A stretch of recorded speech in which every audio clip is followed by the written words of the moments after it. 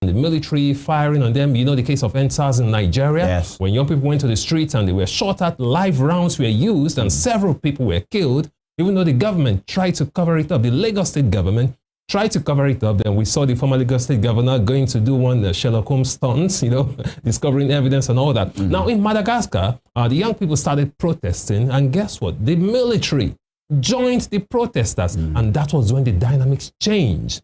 Now the president had to leave the country, left the country over the weekend with the support of France. That's talking about President Andry Rajoelina. Now he left the country. Now the military, fled. Yes, he fled. The military has officially taken over, and elite force and the CAPSAT have taken over in Madagascar. Yeah. So it is rising. I mean, people are getting more aware around the world, you know, especially in Africa, where leaders think they can do whatever they like.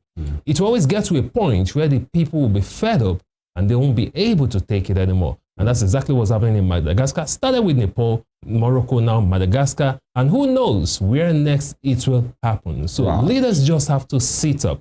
There's a limit to which you can test the people. There's a limit to which you can push the people. And it's happening now in Madagascar. It has happened, actually. And the colonel there, with one funny name, actually has taken over. But it's not just about that. You know, these things, the uprising, not just because it's uprising, the ability to stand up for one's right and, you know, gather support is one thing that some of these nations are talking about has mastered. But then it's easier. And here's my point.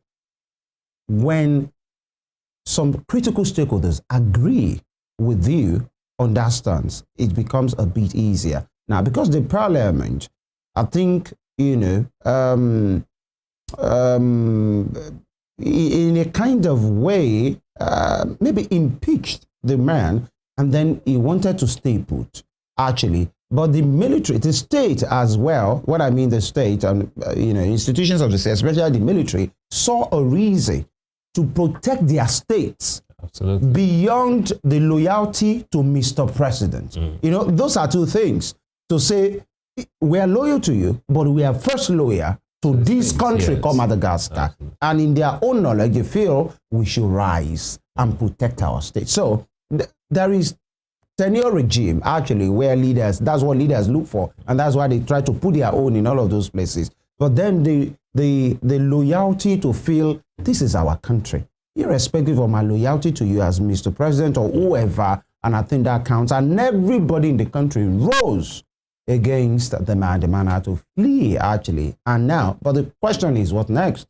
The military are in power right now. Will they, you know, not be what actually, what they turned against in the first place? Because if we check history and antecedents of the world, most freedom fighter, most, not all, most of them, when they now get to power, they tend to become whatever they fought against, especially when they are now in power. But Mobutu Sese Seko was a freedom fighter. Paul Kagame came as a military man. He has been there now like forever. And some of the Charles Taylor was a freedom fighter, and you know how he ended. So there's this thing that power does to people. Now you assist the power, people are happy, and they have always been operating constitutional democracy. Now that the military are in charge, can they organize themselves, take it back to where the voice of the people will count again, and history will be kind to them? But now people are praising the guy in Burkina Faso. But then it's still military, actually. And some of those nations, that Niger and all of those guys, they are still there. And the people might feel, now, no matter what the military do, you don't still have your voice the way you will usually have it in constitutional democracy. But then it depends. But I think the takeaway here is what you said about leaders not thinking that they can always sit tight forever. Absolutely. You will not always be there. You are as good as the people you have. No president will carry gun. Absolutely. Your womb is one person, group of people that will still defend you. And the moment they say it's over, we are no more loyal to you, you are as dry as any other person. And that's exactly what happened to Andry Rajoelina. You know, he came to power in 2009. With the support of this same elite force, the CAPSAT. Exactly my point. As soon as they decided that, no, we are now with the people, that's all. We are done. Changed. Whatever power that you have, no president all over the world will carry gun. Exactly. So how many people can you shoot? So the point, FM, is power actually belongs to the people. In one way or the other, either to the majority of the people or a small number of people. One person as the president, no matter, for Biya and Cameroon cannot carry gun. Definitely has the support of some people that feel we still stand for it. That's just the thing. Donald Trump in the US cannot carry gun. He still has the support of the people. We have the mandate of the Constitution to do whatever. If President Tinubu in Nigeria cannot carry gun, he still has the support of the people, either in uniform or at their parliament or through the Constitution to do whatever it does. And I agree completely. You are as powerful as the people that are behind you. At the moment they say, we are done, you too, you are done for. It's as easy as that. We take a quick break. The papers are in. Stay with us.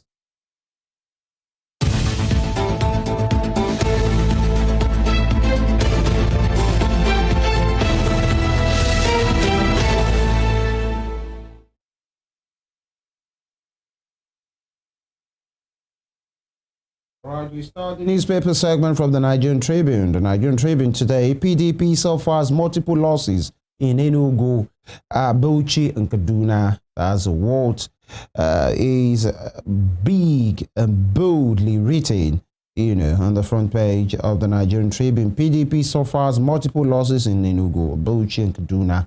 It was fanfare yesterday in Enugu as the governor moved,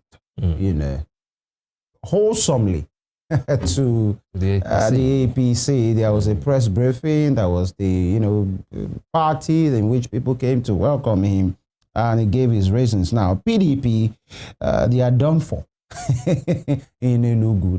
That's it actually, because Governor Peter has moved with almost. In fact, some of these people moved before he moved as well. Yesterday, his cabinet moved. Yeah, Bauchi and Kaduna. Now, riders, Enugu governor defects to APC, Bauchi Senator 3, Kaduna Reps leave party, Demagum legal advisor clash in court. They are still having internal issues. Demagum, that's the chairman, and the legal advisor, clash in court. So the question is, who is remaining? So much for PDP. And recall that the former National Secretary Udoka resigned. He resigned. He said the party has lost its way. So PDP right now is not really looking good. They should be trying to salvage. They should be trying to salvage what is left, but unfortunately, they are still trying to tear apart what's left of the party. Are you aware that some persons went to court that their national convention should not hold? Of course. And the matter has been adjourned to October 16th. Tomorrow. Wike Camp is not in support of that convention. Interesting. So the little that is left of the party, they are still trying to tear it apart. Right. I told you yesterday, I was in a particular group and they're discussing, and there are some PDP folks there, and the people who are making jest of them, that these two guys, they mentioned their name, A and B. It's like by the end of this year, it's only you people that will remain in that PDP, because almost everybody is off. The ones that are even still saying they are there, their loyalty, they pledge it somewhere else. Absolutely. And they are made it public. Oh, they are peace.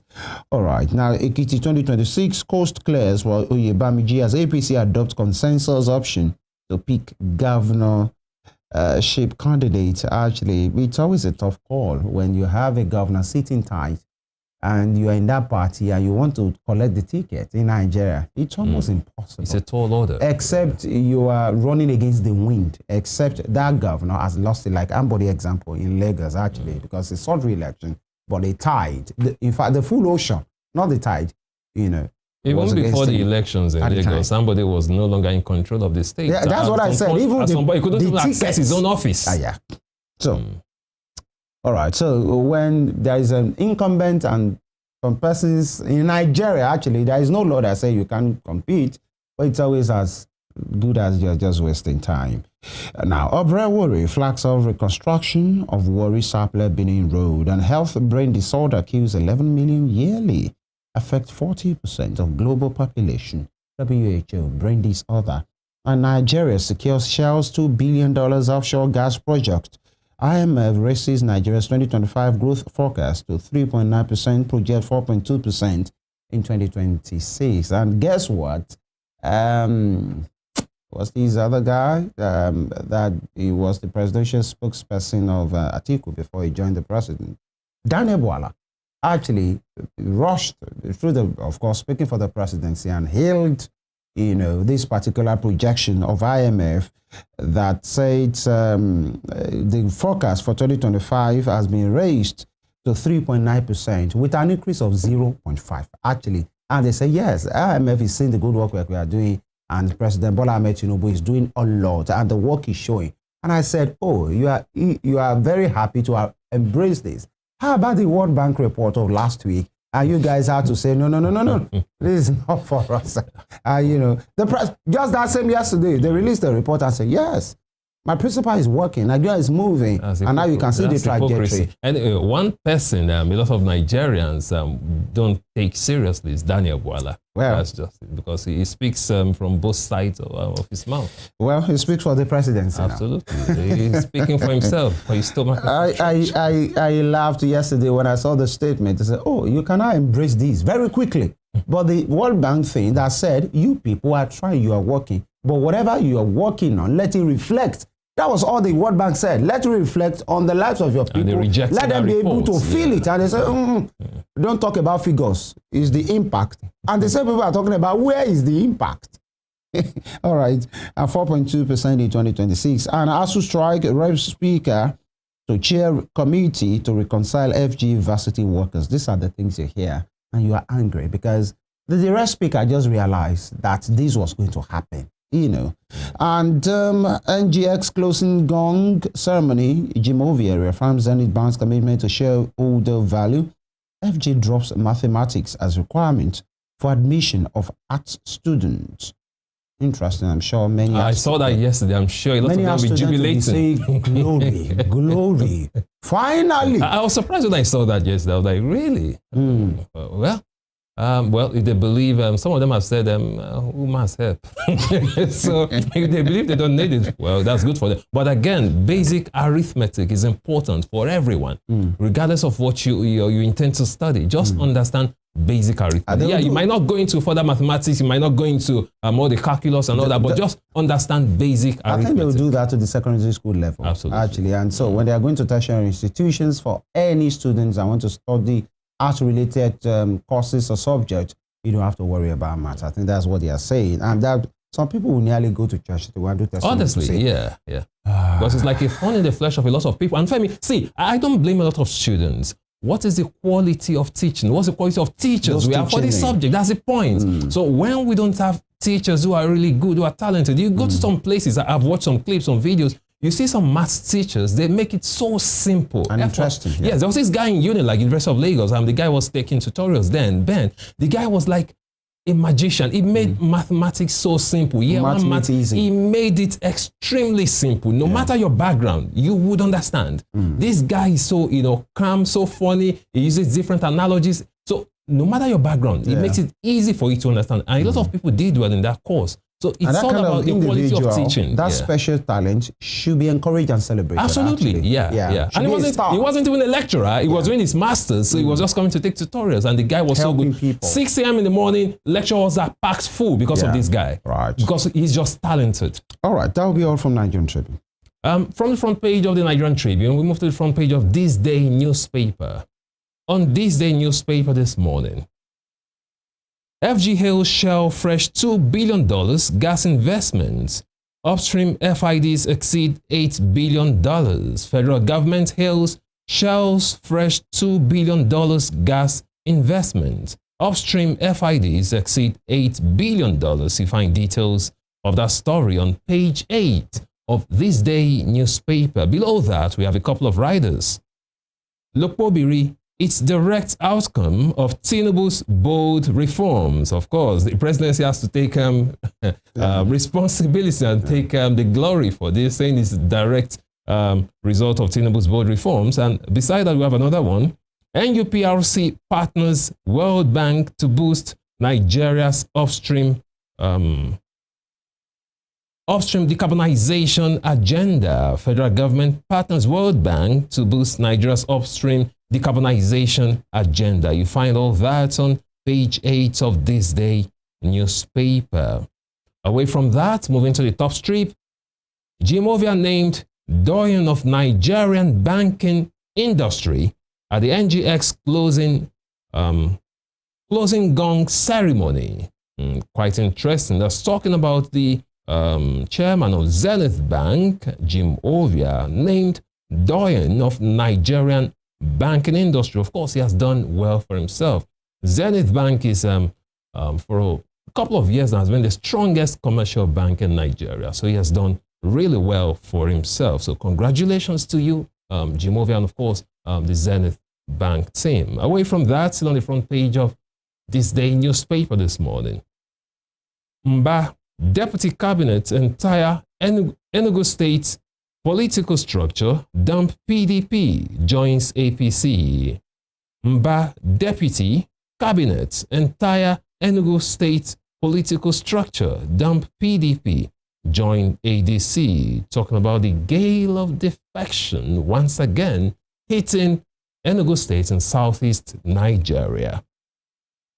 And I guess that'll be all from the front page of this day newspaper this morning. All right, interesting. From this day, let's check the Punch. The Punch newspaper. Marketers blame depots as petrol nears 1,000 naira per litre. Marketers blame depots as petrol nears 1,000 naira per litre. And fresh, really, 1,000 naira per litre? And fresh hike once inflation fear worsens, rather, inflation fears. Commuters face higher transport fares. By the way, the issue with domestic gas is still there, you know, because it was scarce at some point.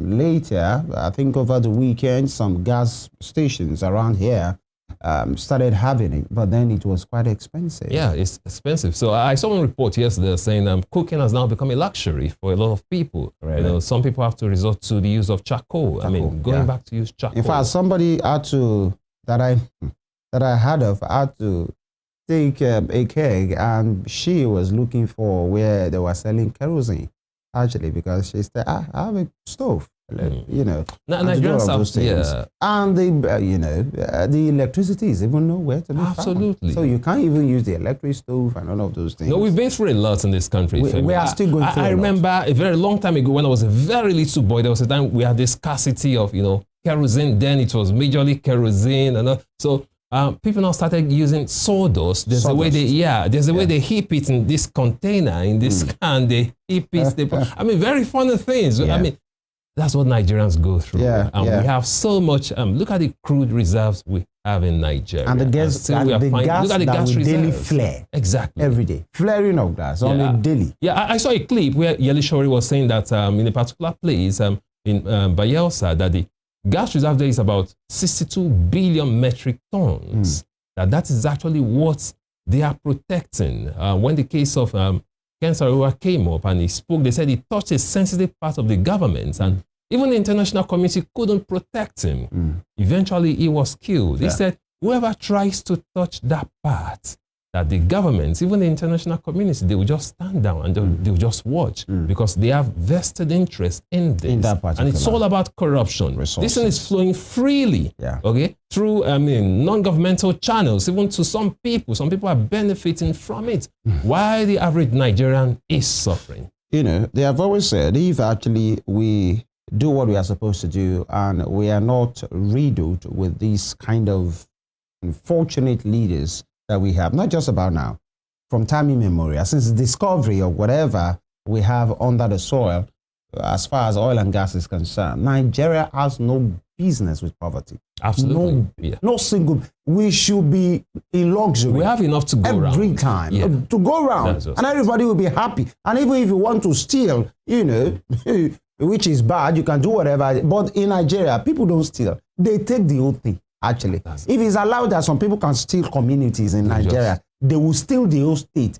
In landmass, in ocean, if those things are movable, that's the kind of ojukokoro that some people have in Nigeria, and that's all. But then we enable them, actually, because the same people that you see that is stealing, when it's time to be brought to book, they will put sentiments, and people will tell you, now your thief. Exactly. Tebi is our thief. All right. Now, fresh hike worsens, inflation fears, commuters face higher transport fares. Dangote targets 600 million litre supply to stabilize market. Calls mount for government intervention. Expert query deregulation claims. All right. And below that, acting INEC chair outlines plans for Anambra poll. November 8th election in Anambra, Guba election. Acting INEC chair outlines plans for Anambra probe. You can see the woman there. It's May Agbemuche. All right, you see the insert of some political chieftains, at the meeting. An Ekiti poll, APC adopt consensus as Oyebangi's rival withdraws. Court orders exhumation, autopsy of Afriland Towers fire victims. I saw this yesterday, and I shivered that this is pain, being expanded for those who have lost their loved ones, because the court is saying there are some things that needs to be done, and they have instructed the counsel, Femi Falana, to write the coroner that some of those persons, and they should speak with the families if actually they are okay with it, that those bodies of those that died through Afriland fire should be exhumed, for further investigation. Obviously. Obviously. All right. And Tinubu hails Eagles as Osimhen fires Nigeria to World Cup players. And not just about two things for me before we hit the break. Talking about Tinubu, I saw a letter in which Mr. President wrote to his son on his 40th birthday, that's Tinubu. And, for whatever reasons and basis, people don't like the guy. The kind of politics we play around here, hegemony and all of those kind of a thing, that was a proud father, right? You need to see that later. And I'm sure you will smile because for whatever it is, one of the best things you can have in life is to have your father tell you, I'm proud of you. Absolutely. Yeah. And again, talking about Sheyi Tinubu, like you said, a lot of people don't like him. But again, judging from various reports and stories I've heard about him, he's quite, an open guy.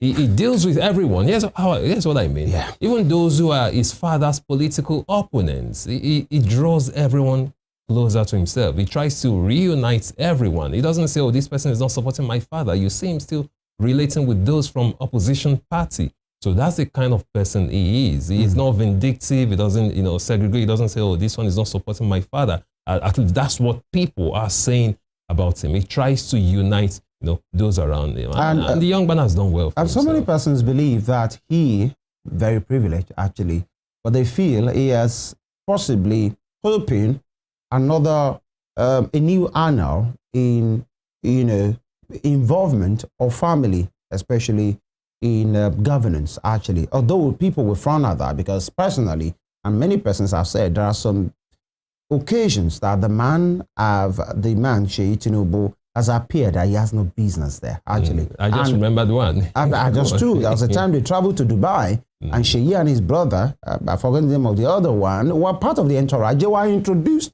before 7 ministers. I remember many persons frowned at that. They were introduced, they were at the front. They were first introduced, then the 7 ministers of the cabinet. And, that was the time that he showed up at the fake meeting as well, and in which people said, hey, excuse you, what are you doing at the fake meeting? He came to see daddy. And, I think the father addressed that as well, where he said there are some persons that had no business at that fake meeting, and including his son. But that hasn't stopped, actually, because many persons, and, we have now seen many of it. Wiki and sons are now everywhere. Do you understand?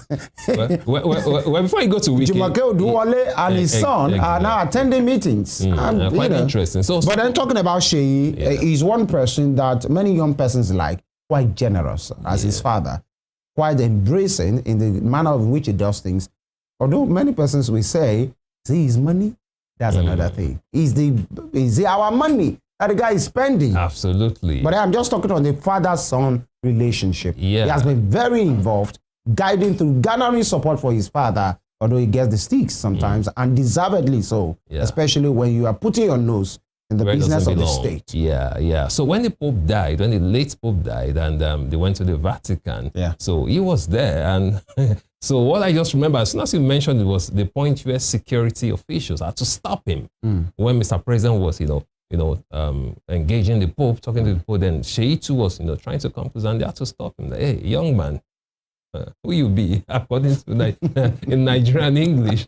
So they had to stop him. That who is we don't. You mean that Boski stuff? Who you from? Who from you? Exactly. So I think there's a place for. We need to draw the line here. Yeah. Your father is Mr. President, and There's no office of the first son. Yeah, we have office of the first lady. That's not even known to the law. It's a convention. Well, but it has become exactly. It has become accepted. They even have budget now. Yes, it has become. But it's not known to the Constitution. But as far as first son is concerned, and the older sister, the Iyaloja General, is first daughter.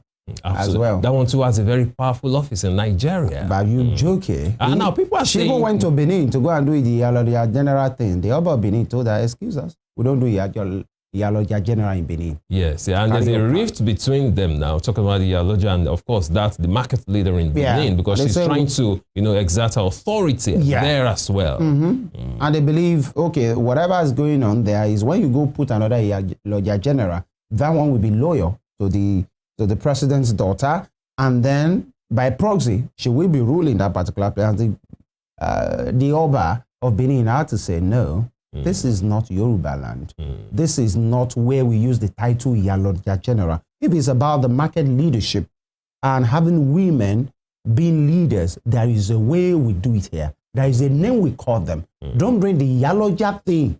Absolutely. And sometimes you might want to look through the voice of the king as well and say, that's not Yoruba land. Why are you bringing Iyaloja? Yeah. Iyaloja is the chieftain, the woman chief in the market. And you are talking about Benin land. Exactly. No, they have how they do their things as well. And again, for me, she should tread carefully because, Benin women are not, they are strong. This is the part where I don't know that. But, back to what we... She should tread carefully. Back to what we're discussing, the president says very proud of his son. She at 40, actually. They call him ST. Quite generous, quite popular among celebrities, actually, especially young musicians. Many persons who always sing his praise because he has given them opportunities before, linking them with big gigs, actually, which is very fine. That's why I say either for or against. Of course, starting him about maybe Lagos State governorship. Yes, some people are saying he should, So we say, why not? Lagos State. And if Daniel Bwala, Daniel Bwala even said that Sheyi can contest for Nigeria's presidency. that Sheyi, that what stopped Sheyi from contesting against his father. Daniel Bwala says whatever he likes. So he's even saying, not even Lagos alone, that Sheyi should contest by the thing is trying to be, I will say that maybe he's trying to be clever by half. By constitution, he can. Absolutely. Actually, he's old enough. With our siblings, vie to be governor of a state before Bukola Saraki and his sister, Gbemisola Saraki. Bukola was in the PDP.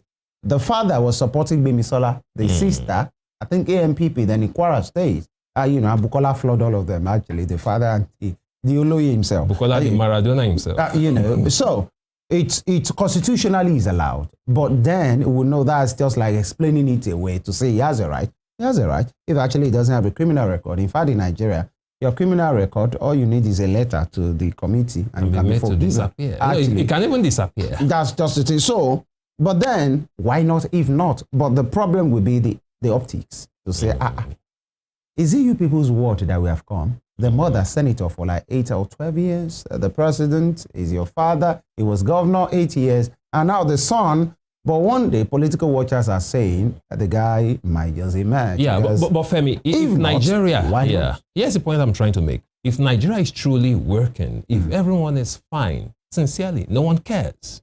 That's the point. Actually, if people are okay, Nigerians are peace-loving. If the people are okay, if they're not suffering, they don't care.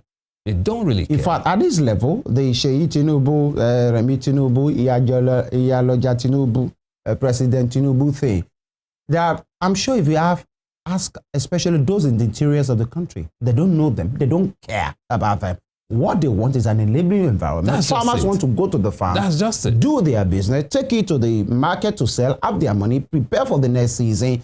And those in the market want to sell, make business. The manufacturers want to come to the market, get those things and manufacture. The sellers are waiting at their stores to sell. The student wants to go to school. That's what should matter, actually. And if you have an ambition, throw your heart into the ring. If actually the system we allow, but then no system will say is fair, actually, because when you talk about the political system is the survivor of the fittest, that's on one side. Another issue that happened yesterday that I saw was the issue of Sheriff Obrewari, the governor of Delta State. I saw a program yesterday or 2 days ago where a large catch of arm was intercepted by the DSS. Daniel, that was scary. I think that was the most scary I've seen in a long time. These are not just the cock and shoot thing or whatever. Military grade weapons. Automatic weapons. Automatic weapons. The one they stand with that triangle thing, yeah. And then they put whatever, and then, you know, whatever bullet keeps going. Guns, yeah. Many of them in that particular place, and then with the Kalashnikovs are even the lowest of those things. And then they are talking about maybe there is an issue in Warri or some of those things, and maybe people are trying to bring you weapons. Excuse me, this is not Gaza. What are people doing with this?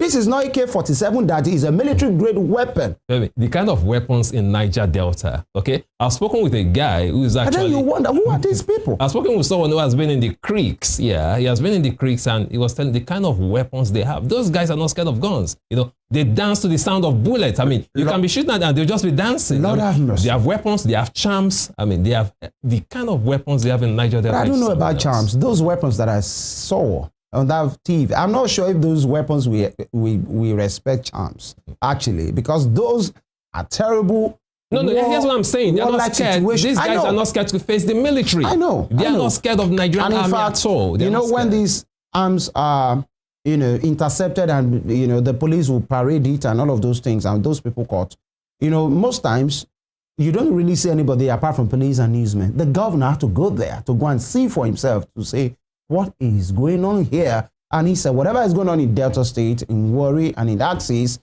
shows there is a problem. And he's fixing it. But I just wonder with that kind of thing, if it's just a communal clash, you don't need those kind. Those things should be seen in films, in high-tech films, and whatever is happening. But it is a reality to know that our borders, saying our borders is porous is you saying like water is liquid.